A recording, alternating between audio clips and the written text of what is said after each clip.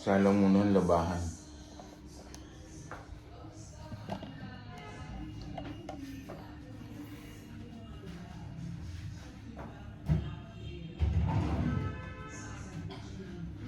Lagyan ulit ng baking na asin.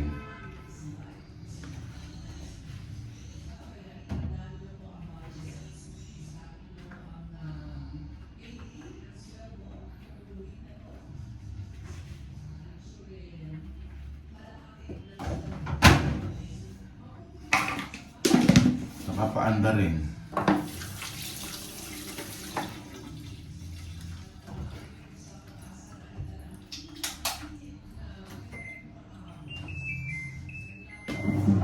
Kunin ng liquid soap.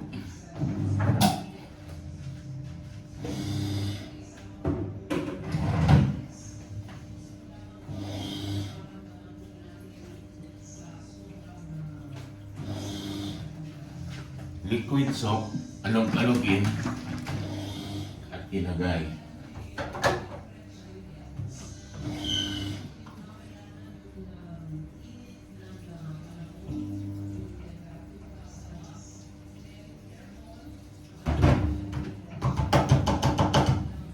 Bidangin na rin yun.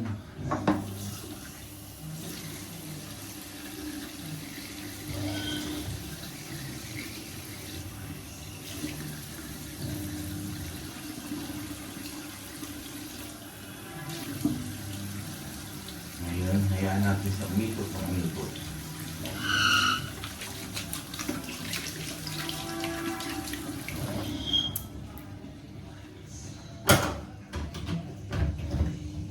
Okay, ikot.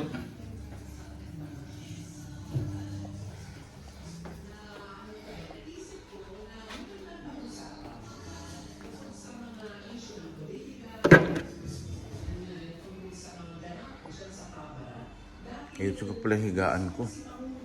Hindi ko nakaligpit. Yan ang sa 1, 2, yan ipapacking ko.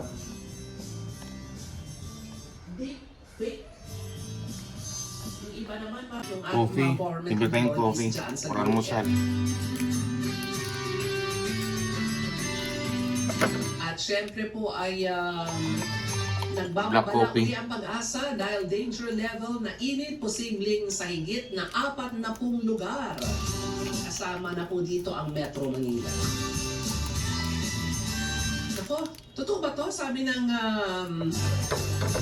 Manila Water ba?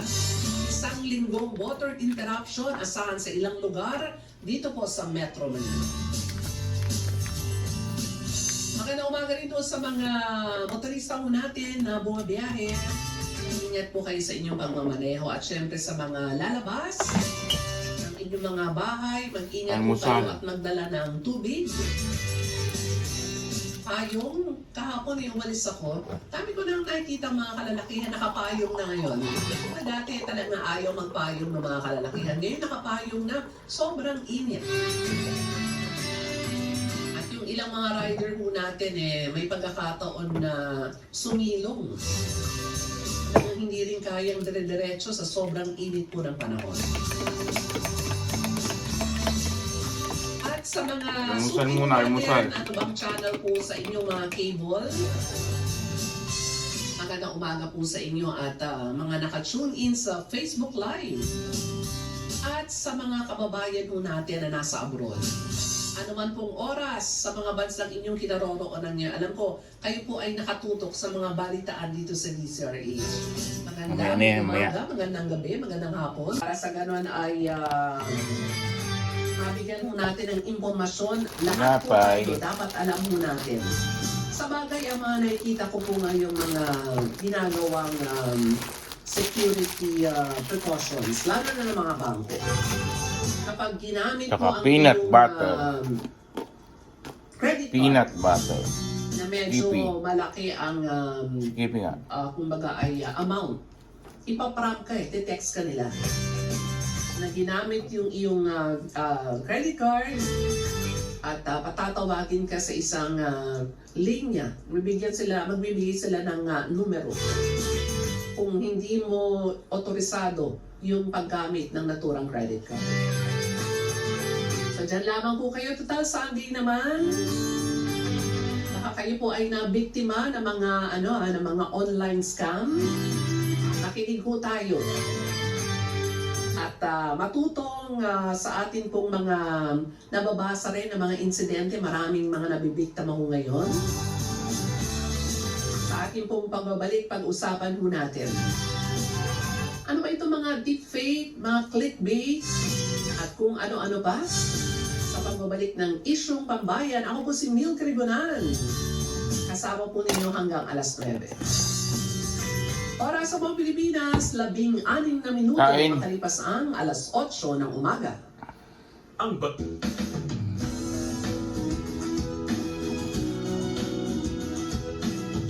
Hello, Washi! Lodi din naman! Yay! Anong meron? Kain po. Lansa ng chocolate, putik, may libag pa! Kaya na Black coffee at saka With peanut butter. washing machine detergent, may triple stain away formula. Tanggal ang makapit, madikit, at madukit. Kaya easy ang lamada. Para makainom ng gamot. Hanggang ngayon! All you need is pride! All you need is pride! ECS! Being extraordinary with MX3.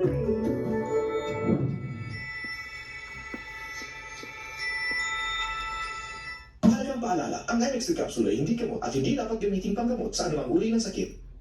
MX3, tunay, natural at original.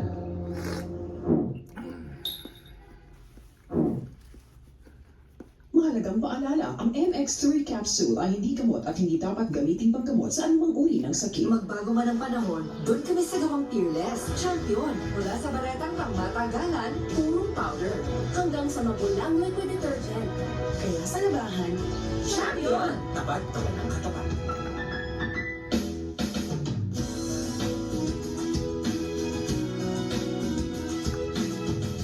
Magbago man ang panahon, doon kami sa gawang Peerless, champion. Mula sa baretang pangmatagalan, purong powder, hanggang sa mabulang liquid detergent. Kaya sa labahan, champion! Tapat ng katapat.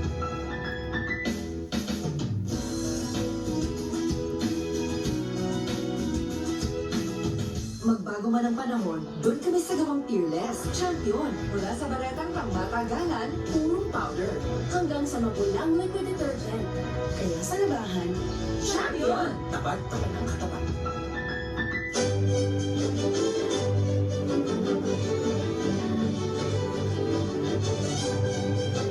Ako po si Lisa Makuha Elizalde na nag-aanyaya sa inyong samahan kami muli sa pagbabalik ng Art to Art alas 13:30 ng hapon dito sa DZRH Radio at DZRH News Television. Usapang sining at kultura para sa lahat tuwing araw ng linggo. Huwag kaligtaan. Magbago man ang panahon, doon kami sa gawang Peerless, champion. Mula sa baretang pangmatagalan, purong powder, hanggang sa mabulang liquid detergent. Kaya sa labahan, champion! Tapat ng katapat.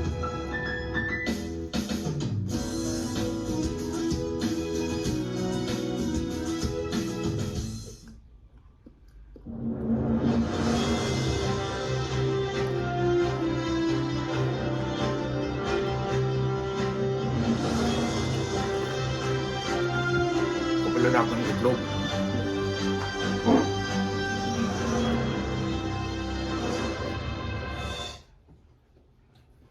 Pinakamagandang oras para mag-aral, alamin. Ito. Maagang balitaan, maagang usapan sa mga issue at balita. Kasama si Kuya Angelo Palmones sa Magandang Umaga Pilipinas. Mula Lunes hanggang Biyernes.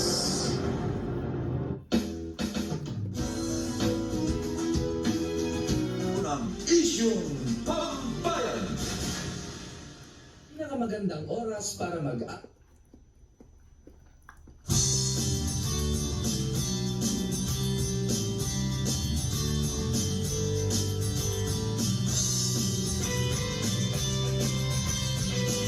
Oras oras sa buong Pilipinas, 19 na minuto, makalipas ang alas 8 ng umaga.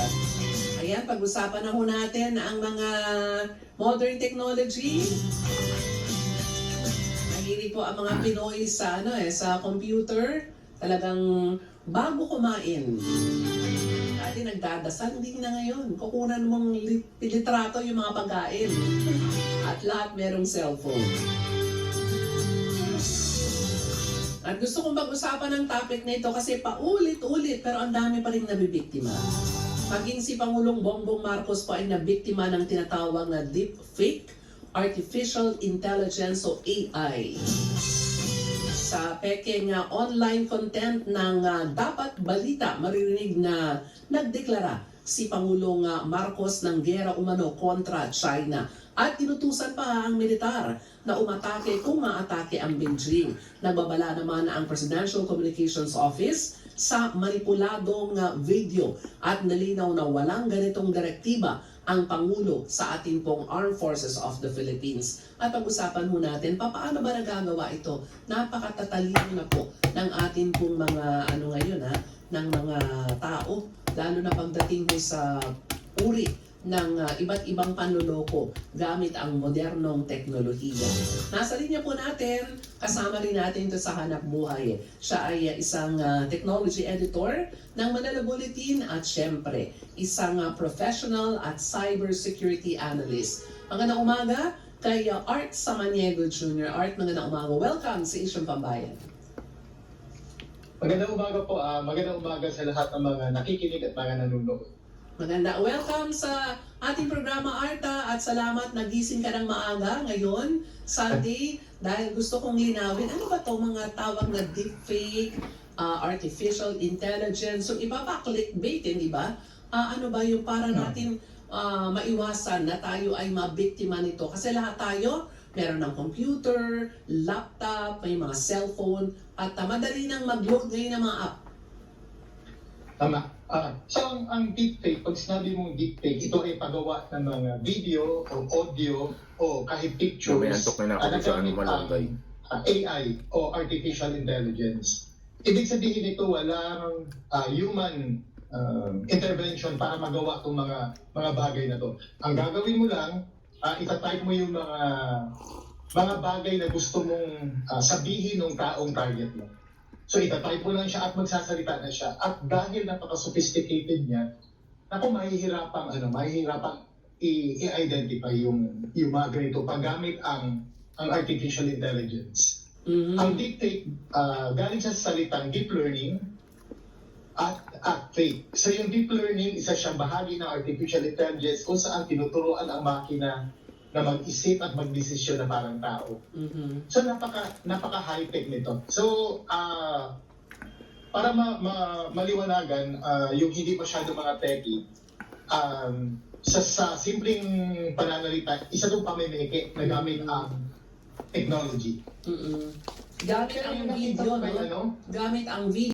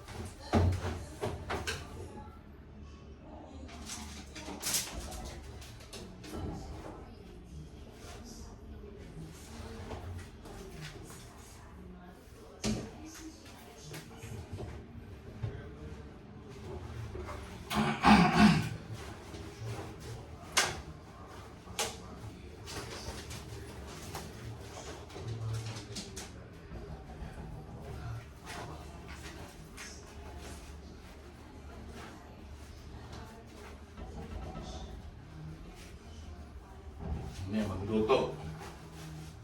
Luto ng malunggay.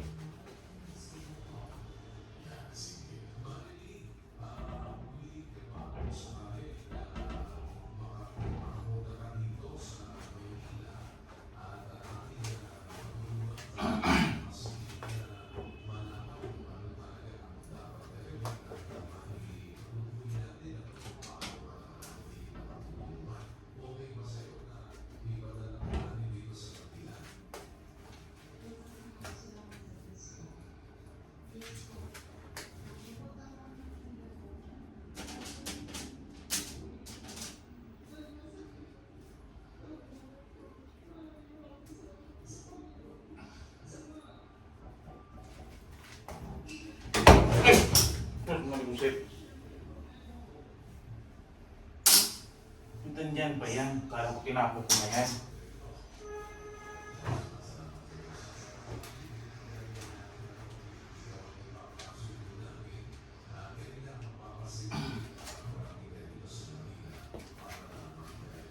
Buisit na yun, ha?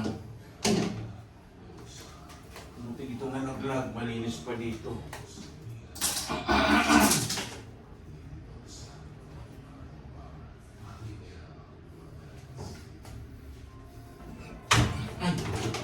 Buisit talaga.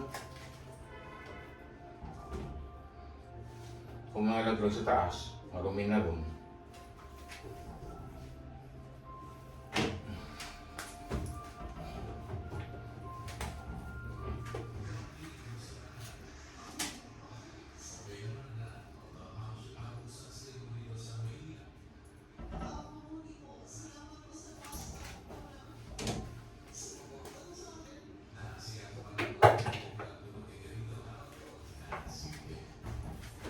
Mamaya plancha naman.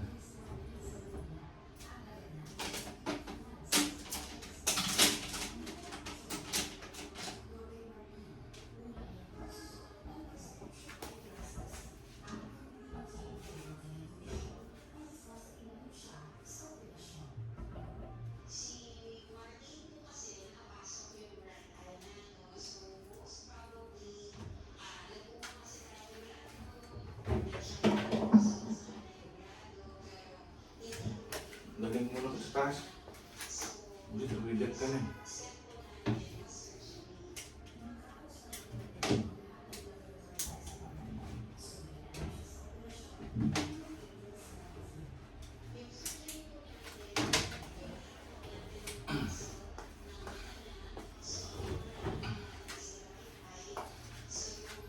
Patay mo muna.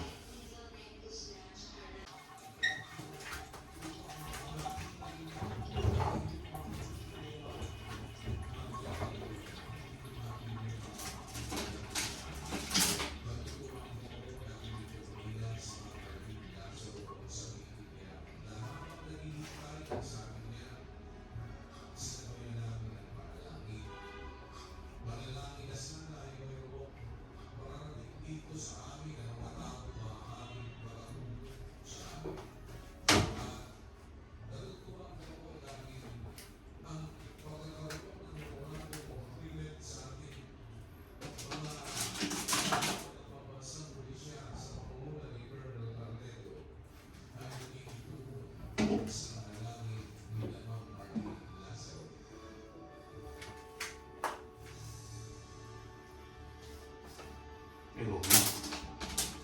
Pahamakin. Lalaglag.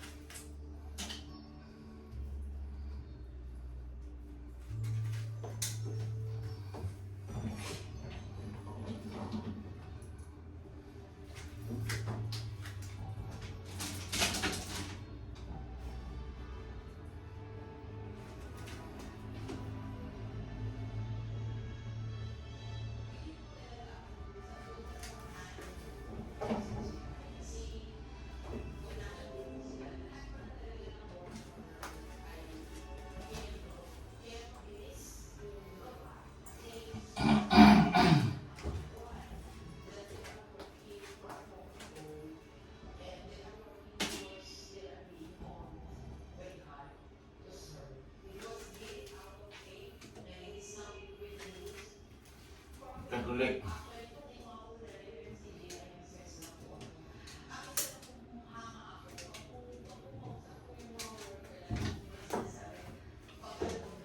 Pagkala dito niya sampai sa loob.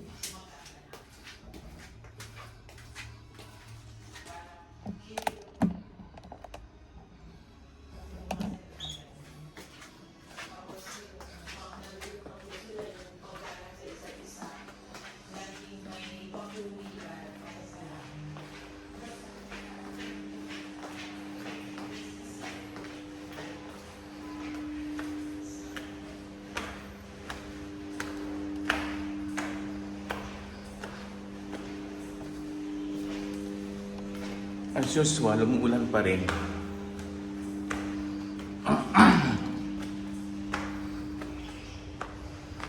Yan titigil. Kaya hindi ako bababa. Pagkain ako.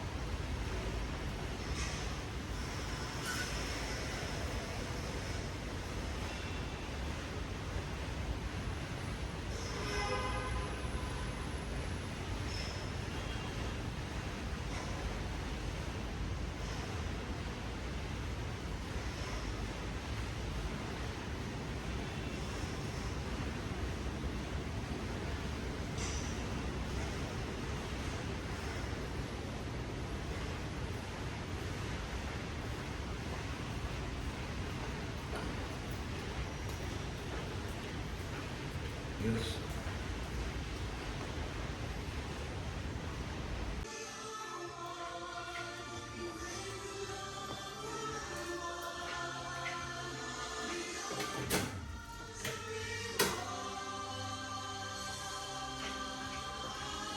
Yung break doon.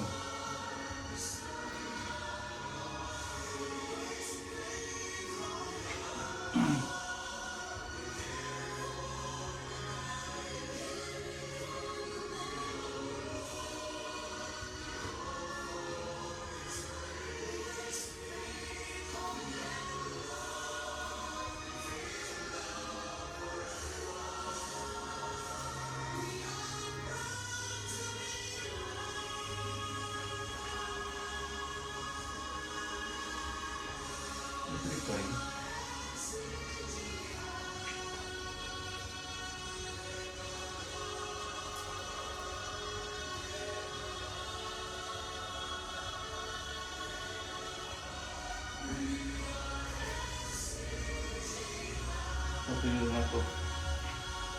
Ayun na. Medyas. Hindi lang ang mga mag-aaral at guro sa sityo pinaganakan ang naabot ng NCGI dahil maging ang mga pulis sa lalawigan ay ating ding tinulungan. Nagkalog tayo ng mga computer sa Bulacan Police Provincial Office na kanilang magagamit sa pagserbisyo sa mga mamamayan ng probinsya.